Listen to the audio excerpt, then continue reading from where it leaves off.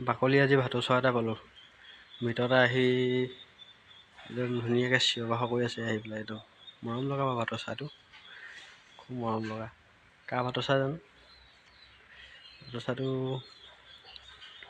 পুৰা চিঞৰ বাখৰ কৰি আছে। দিলোঁ বিস্কুট খাবলৈ দিলোঁ, খাই মেলি সি এতিয়া ওপৰত উঠি ৰৈ আছে। এতিয়া গৃহস্থ আহি ওলোৱাহি নাই, ওলাবহি আৰু লাহে লাহে। চিঞৰ বাখৰ কৰি আছে সি।